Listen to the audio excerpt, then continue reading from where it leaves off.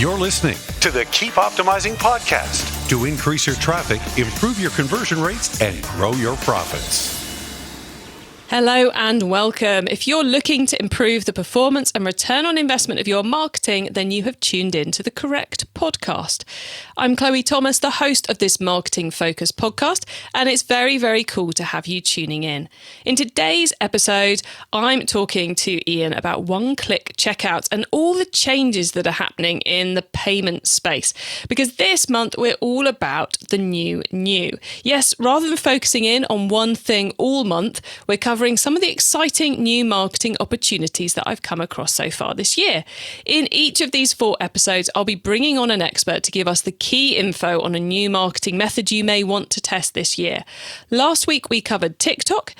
And this week, we are, rather than just exactly covering a marketing method, we're talking about a big development in the software side, the platform side of e-commerce, which is using one of the checkout solutions. And why are we talking about that on a marketing podcast? We're talking about that because if you can improve your checkout and the conversion rate of your checkout, then all your marketing effort and budget gives you more sales.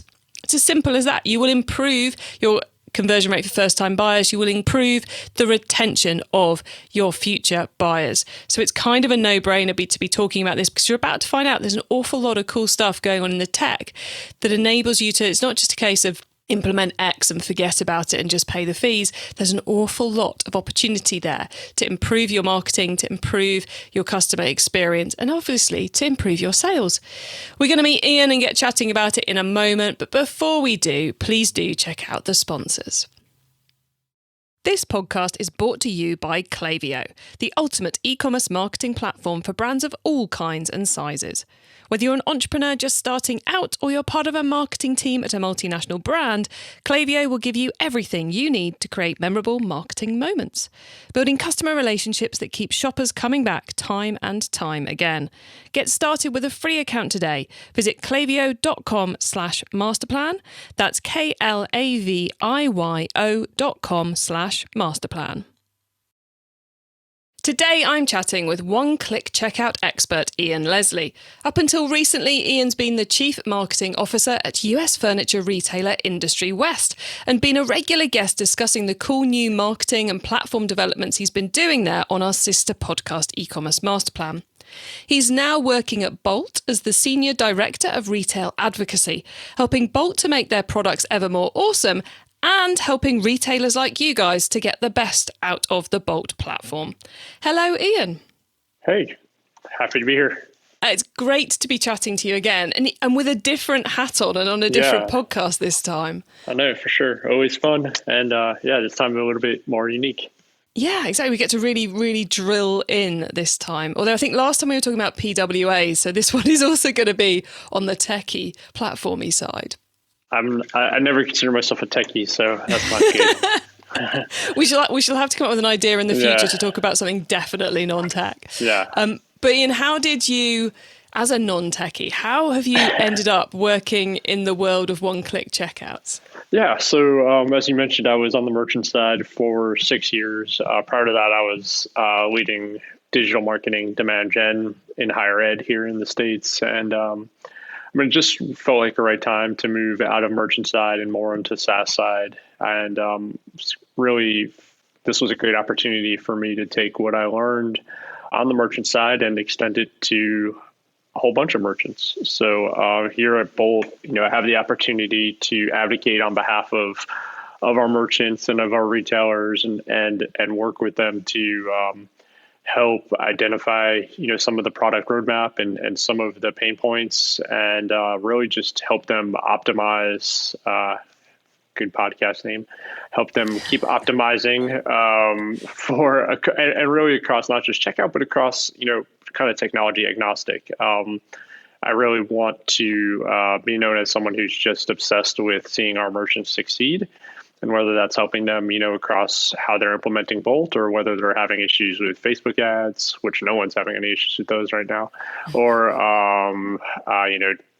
GTM or anything, just kind of being a resource that our merchants can use.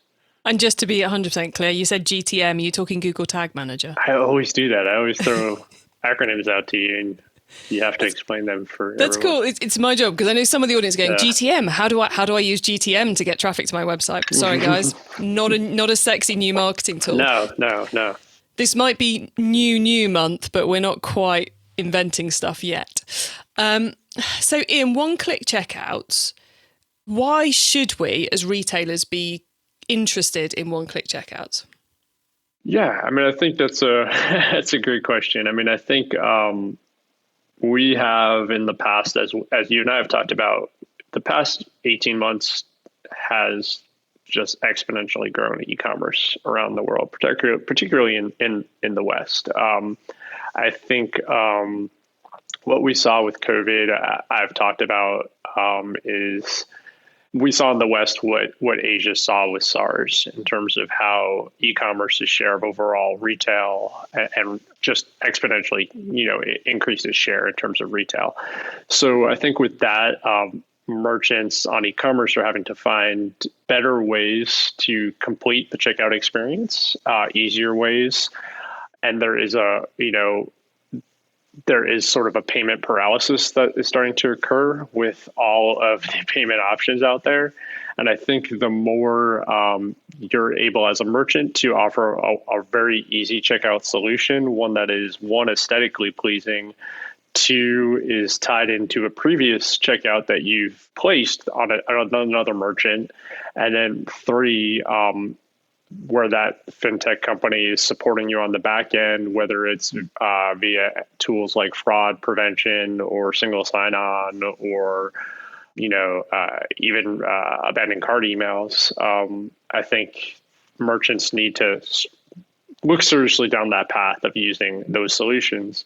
And so with one-click checkout, obviously you're benefiting from a great cart experience if you're using the right vendor, but then you're also benefiting from, an ever-expanding network of people using that one-step checkout, one-click checkout solution, and just making it that much easier to check it on your site. And I think that's really what it's about, is becoming just like a single network of checking out, and being able to make it as easy as possible on desktop or mobile. Obviously, one-click checkout, it becomes a very easy experience on mobile.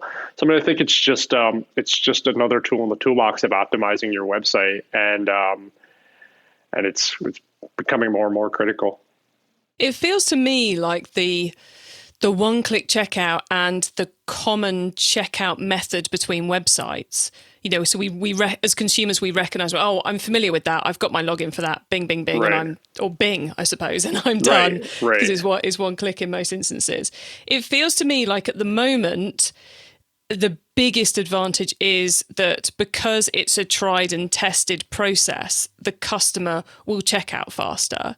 And then in a couple of years' time, the big advantage is going to be that the customer recognizes the checkout. So it's kind of at the moment, it's like, here's a tried, tested, easy route through, so we can quickly get some UX, some conversion rate optimization improvement.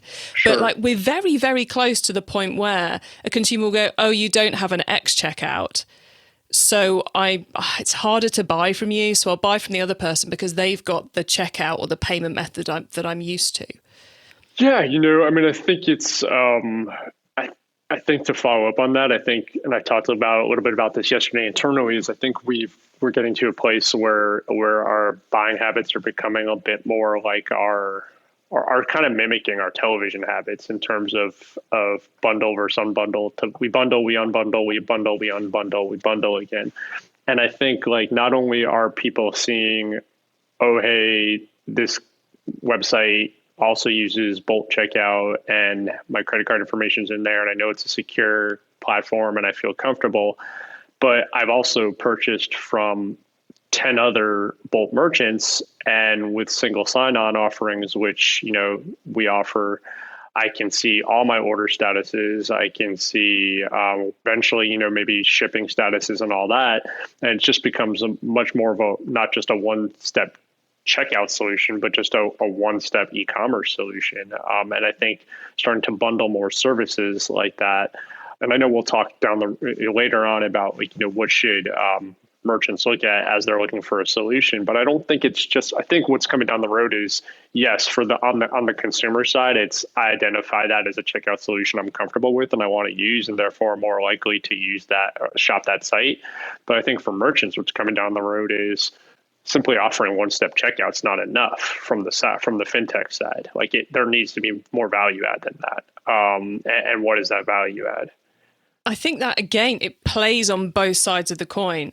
As a retailer, when you're now choosing who's going to be processing your payments and who your checkout's going to be, it's a case of, well, what else are they doing to help me, get the cash, fees, fraud, all those bits and pieces you mentioned earlier. But then also from the consumer side, we don't want all the logins in the world. And if it can do the whole in-flight delivery piece, and I'm not having to remember my logins to X, Y, and Z, right, which is very reminiscent of a discussion we had recently over on the eCommerce MasterPlan podcast with Drew from ShipBob, who are fulfillment. So another kind of traditionally thought of as a dirty back-end service, no offense.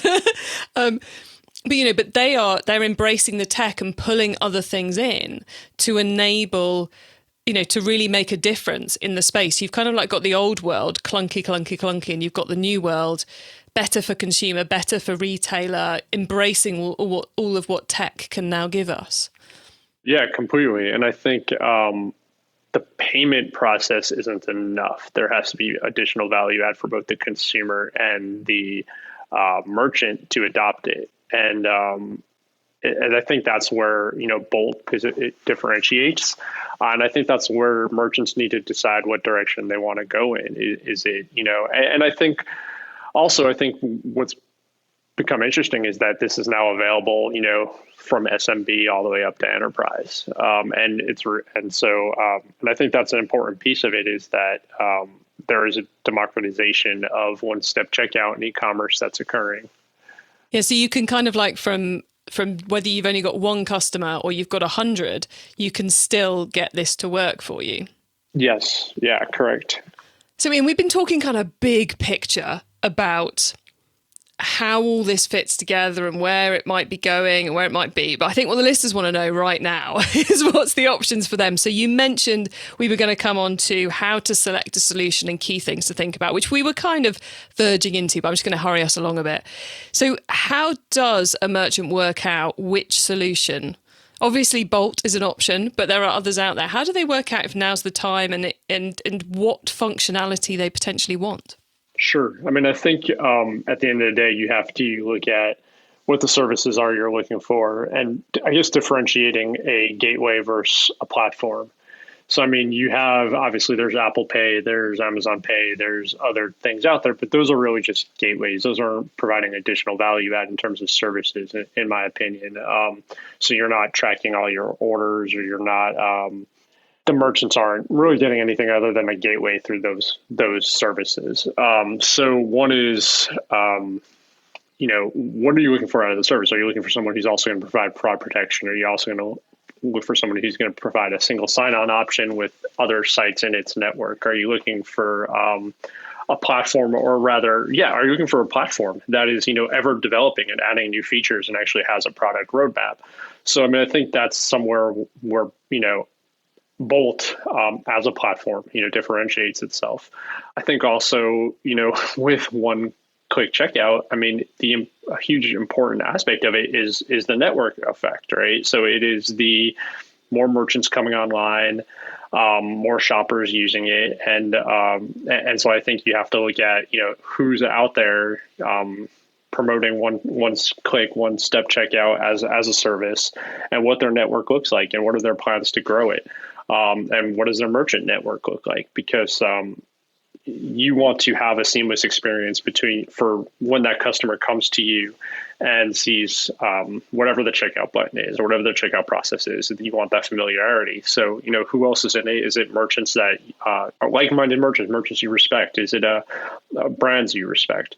So, I mean, I think those are all aspects to it. But I do think there's an important aspect of not just looking at it as, this is a one-step checkout solution, but rather, is this a platform I'm bringing onto my site, and an ever-growing product roadmap? I really like that point about the platform and the evolving roadmap, because whilst it's probably not as hard to switch websites and switch fulfillment service as it is to switch payment provider. You still don't want to be doing it every year. You want to, you want in this time and age with the way things are moving in the industry, you want to be finding a partner who is pushing things forward. Mm-hmm. Because it's such an exciting area and there's so much development happening and consumers are demanding so much more. It's an area where you want your supplier to be your partner, to be coming to you and going, something new's happened, you need to know about this. No, by the way, we'll have it to roll out next month. All you have to do is click a button. Not to constantly be going, can we do this? Can we do this? Can we do this? You want to be led by your partner, I think, in a way. Well, and not to, shill too much on behalf of my new company, but I mean, yeah, I think that's exactly it. And I think that's in the past, I mean, that's where I think so many of my relationships when I was on the merchant side have grown out of, whether it's on the SI front, and now you're going to tell everyone what an SI is. I'm going to ask you to tell everyone what an SI is. Yeah, systems integrator. So whether it's, on the systems integrator dev front or whether it's on the SaaS front, I mean, the SaaS platforms that I evangelize on behalf and have in the past, even on the merchant side, were ones that were critically or put Industry West, when I was with Industry West, put Industry West's success as its highest priority.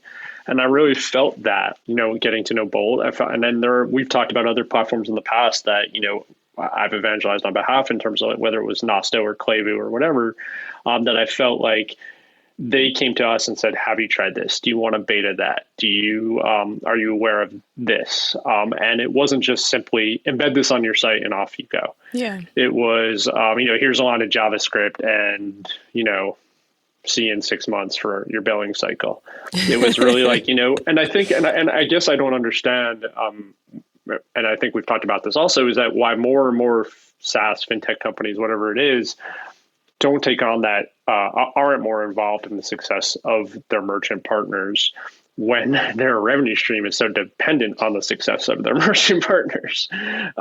Exactly. So, so I mean, I think that's really it. Is there a product? And I think it's fair for merchants to ask, what's your product roadmap? Like, what's in the future? Is this just simply a product I'm going to add to my site and it's going to be stagnant for 6 months? I wouldn't just say it's fair to ask it. I say it's essential. From my perspective, when I'm choosing what software we're going to be using for the podcasts and, our marketing, I'm looking at what's coming up. What have you got coming down the line that's going to help me in the future? Because I want to see people are developing and they're interested in developing, but I also want to check their roadmap direction is the direction I want to go in. Sure. Not that they're about to spend the next year developing something that is of no interest to me at all, because that makes it a bad fit. Of course. Okay. Clearly, Ian, you and I could go on about this for quite a while, I think, but hopefully everyone's got the point. You want to find partners rather than just suppliers these days, especially for these key developing areas. I'm going to tweet that. You may tweet that. You want to find partners, not just providers. Is that what it was? You've got to find partners, not just suppliers. Suppliers, right. Because one is a two-way relationship and one is a one-way relationship. Right. And in the other direction, just money flows. So that's how we get started. We find the right platform and then we follow their process of putting it in place. But is this something every business should be looking at now? I mean, in our previous new episode, we were talking about TikTok, and that's not something everybody should be looking at right now. But it feels a bit like embracing the new world of payments and the new world of checkouts and one-click checkouts in particular is something which every e-commerce business should be exploring. I would have a hard fought time to figure out why not. Like, it doesn't make sense to me why you wouldn't embrace this and look at this right now, particularly if, let's be frank, a lot of the enterprise, if you're on the enterprise side, I mean, I think a lot of the places where the enterprise platforms fail is in checkout and the checkout experience at the most basic level. I've said this publicly and privately. I mean, I think what we were using before Bolt, when I was at Industry West, just wasn't a great checkout experience. Like, an out-of-the-box checkout experience with your enterprise website provider just tends not to be amazing. So I think, but that's okay. Like, I think that's why there are these partners out there. I mean, I think that's why we're striving to do better, whether it's with our on-site search or on-site recommendations or whatever. I mean, you don't expect your website out of the box to be able to do everything amazingly well. And there's an ecosystem. That's why we have this amazing e-commerce ecosystem that's built around what we do. So that being said, like, I don't know why you wouldn't strive to improve the checkout experience, both in terms of the aesthetic aspect and in terms of the network effect aspect. Yeah, I mean, I think it's something for everyone. And I think there are now platforms out there that are making it available to everyone, whether you're trying to make that first million, 5 million, or whether you're at 100 million or somewhere in between. So I mean, I think that's really cool also, is that it's just not a wish, but it's a definite opportunity for everyone. And it strikes me that those with, the millennial and the Gen Z customers, they need this because their customers are crying out for it and it's all about mobile, et cetera, et cetera. But even those serving, the over 50s, the over 60s, the over 70s, your customers might not be asking you for it, but they're going to appreciate the better experience. So it's more your opportunity to wow them than to catch up with where they think you should be anyway. I agree. And I think the better cart experience, also the better, checking out with your credit card experience, right? Because I do think the generation you're talking about still hasn't fully adopted and won't fully adopt Apple Pay and won't fully adopt Visa Pay or Amazon Pay or whatever. But there is still, we talk a lot about all these, those solutions, but we still just need to optimize for people putting in their credit card information. And if they don't have to that second time, great, that much easier. The LTV is going to go up, first time AOV is better, second time LTV, and then obviously LTV grows. And the first time conversion rate's better, as you're showing that better experience, the first time it's conversion rate, and eventually LTV is increasing. So, do I have to define all those? I'll do it very quickly for you. Okay. So LTV, everyone, also known as CLTV, is customer lifetime value. That's the overall value of your customers to you over time. And AOV is average order value, one of the most ignored e-commerce stats that really shouldn't be ignored. I've forgotten the word that sums that up. But if you're not tracking your AOV, start tracking your AOV by channel and by basically everything. It's super important. Anyway, that's my AOV rant enabled. So thank you for that. Yeah, sure. Right, Ian, what have I not asked you about one-click checkout that I should do before we go into the next part of our chat? Is there anything we've missed, or have we covered it all, do you think? I think the whole narrative about one-click checkout has just become a lot about speed. And I think that's important. I think the ability to check out quickly is critical. But I think also, like I said, as a merchant and as you're looking to optimize your site overall, I think ask the question of, yes, I want a great checkout experience, and that's, primary. But how can this, what I'm adding to my site, help above and beyond that? And what is the value add there in addition to just a good checkout experience? And I think that's a critical question to be asked as you're looking to add to your site. Nice sum up. I like it. Okay, Ian, we are now going to pause for a reminder of our sponsors, and then we'll be talking about the wider world of one-click checkouts. Not that it gets that much wilder, but we're going to go further into it. Success in 2021 means building stronger relationships with your customers. Last year saw a lot of consumers switching to buy online, leading to surges in new customer acquisition. So how are you planning on turning your new first-time buyers into profitable repeat customers? Well, that's what Klaviyo is for. Klaviyo helps businesses create memorable marketing moments through email, SMS, and personalized website experiences. And that is what creates repeat purchases. That's why Klaviyo, the ultimate e-commerce marketing platform, is used by over 50,000 e-commerce brands around the world. Get started with your free account today. Visit klaviyo.com/masterplan. That's klaviyo.com/masterplan. Okay, Ian, so far we've gone deep into the one-click checkout. Sticking to that topic, you now get to wow us with some top one-click checkout tips. So you ready for these? Let's go. Okay, let's start with the newbie advice. If we've inspired someone to upgrade their payment system, what do they need to know to give themselves the best chance of success? Yeah, I think it's just what I said a bit ago, is just know what you're getting out of adding this to your site. I mean, I think figure out what the shopping experience is that you like as a vendor, as a merchant, and then strive for that. But then also don't just stop there, but also ask yourself, what is the value add of adding this platform to my site? And fair questions to ask are, is there a fraud solution? Is there a single sign-on solution? Is there a abandoned cart solution? Is there what else? What is the network of this platform? How many shoppers are on it? How many people are currently using it? How have other vendors used it? And I think also one of the most important questions also is how easy is it to add to my site? Ask whether it's internal or external developer, figure out, and that's something that, I did with every SaaS offering. It was go to my developers. Have you implemented this before on a site? Then Magento. Have you implemented this before on a Magento site? Okay, how was that process? Did you go over budget, under budget? Those are all newbie questions I would ask and things you need to know before you get down the path, before you sign. Yeah, and when you're asking your site builders those questions, try and do it on a video call because you want to see their facial reaction when you mention something, because that can tell you a lot. Okay, over a pint. Yeah, make sure you're seeing the real, honest reaction. Okay, once you've started, of course, you've got to keep optimizing. So what's your favorite way to improve the checkout performance? I think little things. I think be creative about verbiage around promo codes. Be creative around your button colors. Be creative about whether you're going to let them, check out at the cart level, depending upon, the product and the AOV.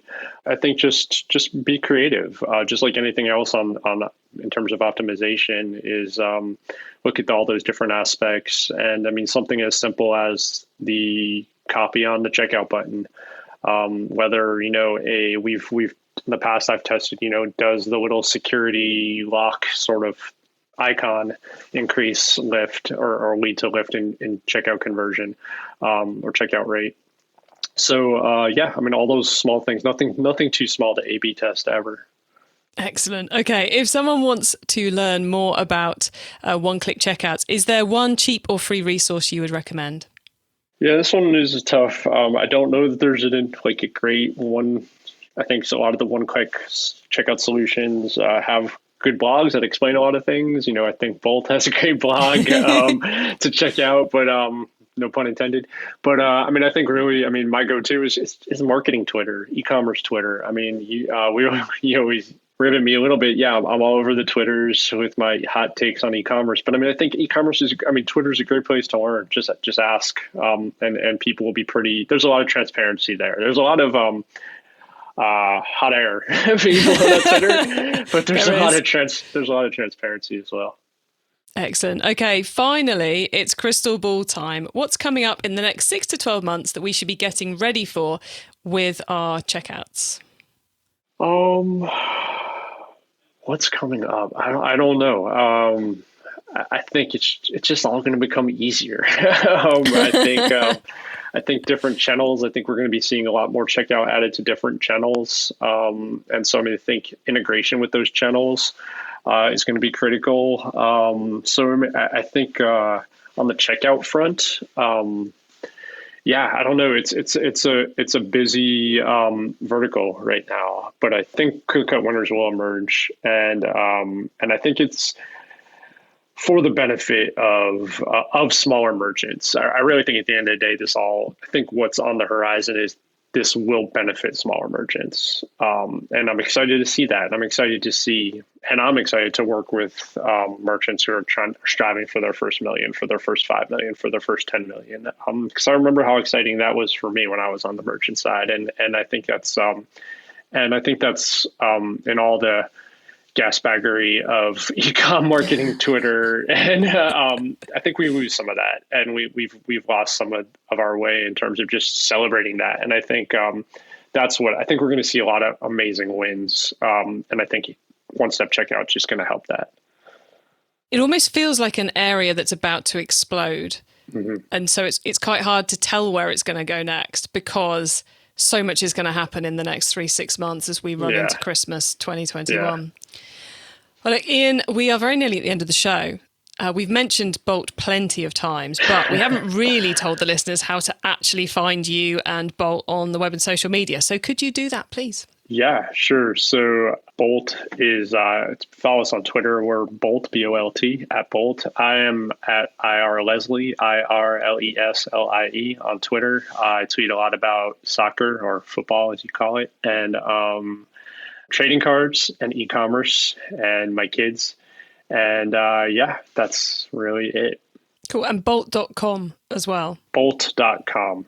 Which is where they'll find the blog you mentioned. And yes. And there's some quite nice videos on there about the quick guide to how one-click checkout works as well. For anyone who wants to and I think, and just kind of going back to Bolt.com for a second, I mean, I think what I appreciate, we list our merchants we give priority to the merchants there. And I think that's really what won me over, and I think is very important.